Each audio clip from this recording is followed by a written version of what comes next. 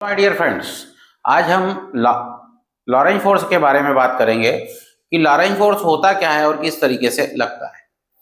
Lorentz force is a force which acts on a charge particle when it moves in a magnetic field.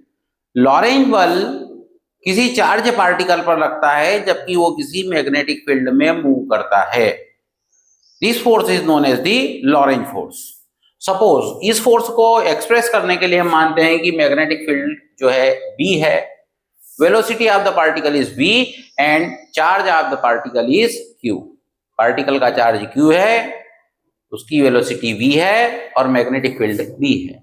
अगर ये तीनों चीजें होती है तो लॉरेंज फोर्स कितना होता है? Lorentz force F is equal to Q V cross B। Q is charge, so it is a scalar quantity. V is the velocity and B is magnetic field. अगर वेक्टर प्रोडक्ट के term में इसको लिखें तो F is equal to QVB sine theta, जहां theta जो है V और B के बीच का एंगल है। Theta is the angle between V and B। Suppose magnetic field ऊपर से नीचे आ रहा है इस तरीके से और पार्टिकल इधर जा रहा है, तो ये मैग्नेटिक फील्ड की डायरेक्शन हुई, ये पार्टिकल की वेलोसिटी की डायरेक्शन हुई, तो दिस एंगल इज थीटा। तो ये थीटा हुआ। ये लॉरेंज फोर्स किसी चार्ज पार्टिकल पर मूव करता लगता है। अब इसके अलग अलग केस है। Case first, when particle moves in the direction of magnetic field. जब मैग्नेटिक फील्ड की डायरेक्शन में मूव करता है या मैग्नेटिक फील्ड की डायरेक्शन के अपोजिट मूव करता है, तो उस केस में थीटा की वैल्यू होगी या तो 0 डिग्री या 180 degree. When it moves in the direction of magnetic field then theta is equal to 0 degree. When it moves opposite to the direction of magnetic field, theta is 180 degree. तो यहाँ पर sine theta में either sign 0 और sign 180 दोनों की value 0 होती है।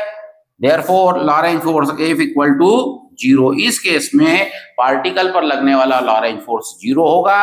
This means that particles velocity remains unaffected by the magnetic field। या दूसरे शब्दों में हम बोल सकते हैं कि पार्टिकल को दिखेगा ही नहीं कि कोई मैग्नेटिक फील्ड वहां पर है। Second case, case two, when particle moves perpendicular to the magnetic field. Perpendicular मतलब थीटा इज आइदर 90 डिग्री और इट इज 270 डिग्री। इस केस में पार्टिकल जो है इसके परपेंडिकुलर मूव करता है मैग्नेटिक फील्ड के, तो इस केस में थीटा 90 या 270, दोनों ही केस में sine 90 equal to 1। So Lorentz force F जो है, F की वैल्यू होगी मैक्सिमम F बराबर Q V B। See the force is maximum in this case when particle moves perpendicular to the magnetic field, then Lorentz force is maximum। अब हम ये देखें इस केस में V और B एक दूसरे के परपेंडिकुलर हैं। This means velocity of the particle is perpendicular to the magnetic field V cross B। और अगर वेक्टर से हम देखें कि फाइनल प्रोडक्ट की डायरेक्शन किधर होती है, तो F की डायरेक्शन V और B दोनों के परपेंडिकुलर होगी। The direction of Lorentz force can be obtained by the Fleming's left hand rule। Fleming's left hand rule ये जो है मैग्नेटिक फील्ड की डायरेक्शन इंडिकेट करता है। Second finger indicate the direction of motion of positive charge, then thumb indicates the direction of magnetic field. वो motion जिसमें particle पर लगने वाला फोर्स उसकी वेलोसिटी के परपेंडिकुलर होता है, that motion is circular motion. तो इस केस में पार्टिकल जो है एक सर्कुलर पाथ में मूव करता है, because here the direction of force is here and velocity is here। तो इस केस में सर्कुलर पाथ में मूव करेगा। केस थर्ड जो है हमारे पास, इस केस में पार्टिकल की वेलोसिटी और मैग्नेटिक फील्ड के बीच में एंगल ना तो 0 होता है, ना 180 होता है, ना 90 होता है, ना 270 होता है। It is any angle between this, कुछ भी एंगल हो सकता है, दैट इज थीटा। तो इस केस में हम क्या करते हैं, suppose this is the direction of magnetic field and this is the direction of velocity. ये वेलोसिटी की डायरेक्शन आ गया, ये मैग्नेटिक फील्ड B, ये वेलोसिटी V। अगर दोनों के बीच एंगल थीटा है तो हम क्या करते हैं, V को दो परपेंडिकुलर कंपोनेंट में डिवाइड करते हैं। बी की डायरेक्शन में v का कंपोनेंट आ जाता है v cos थीटा और परपेंडिकुलर कंपोनेंट आ जाता है v sin थीटा। अब देखिए इस केस में हमें दो v मिले।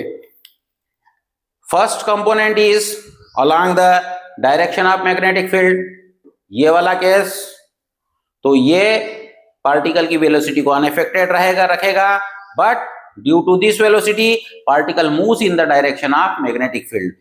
पार्टिकल मैग्नेटिक फील्ड की डायरेक्शन में इस वेलोसिटी v cos थीटा से मूव करेगा। And second component, suppose magnetic field इधर है तो पार्टिकल इधर मूव करेगा इस तरीके से, इस डायरेक्शन में। And v sin theta second वाला केस है। v sin theta rotates the particle in the circular path as it is shown in this figure।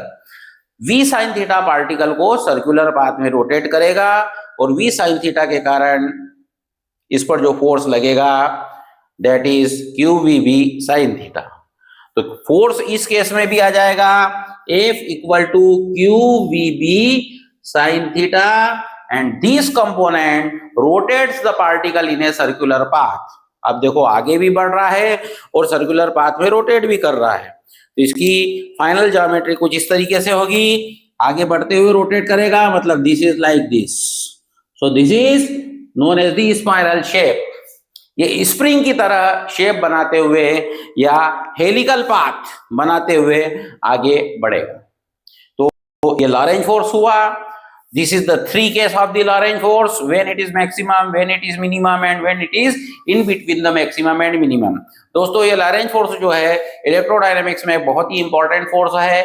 यदि आप इसके बारे में आगे भी जानना चाहते हैं तो हमारे आगे के वीडियो देखिए। यदि आप कोई क्वेश्चन पूछना चाहते हैं या आपके कोई डाउट्स है, आप हमारे नोट्स चाहते हैं, तो हमारे आप चैनल पर कमेंट लिखकर हमें बताइए। Thank you.